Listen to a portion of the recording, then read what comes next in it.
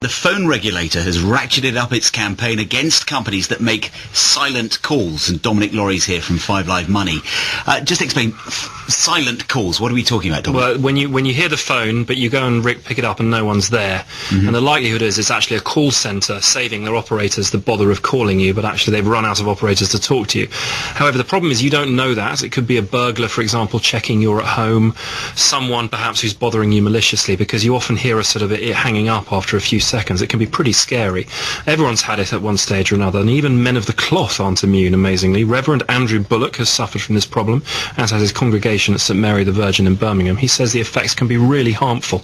A silent call can throw out of kilter a person who's vulnerable, anxious, depressed for the whole day.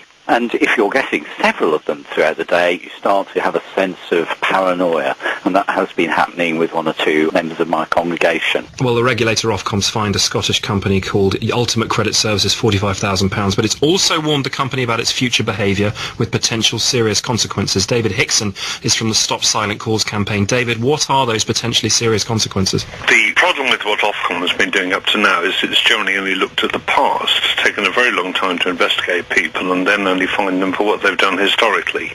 For the first time today, it has used powers that it has to place a company under an obligation to stop making silent calls. I know this sounds ridiculous. This is something Ofcom's never done before, but today they've done it. They've used the powers under Section 129 of the Communications Act to say that this company must no longer make silent calls. And of course, it can breach in a court objection, can't it? Well, ultimately, Ofcom could go to court to have an injunction against this company, so the penalties could be unlimited rather than just the £50,000 per offence, which it is under Ofcom's normal powers. And it would become a criminal offence if they breached an injunction. If it had to go that far, absolutely. Yeah, so that's the significance of today. So I guess you would hope that this would be much more effective, that call centres would get their sums right and have enough operators if they are going to use automated calling.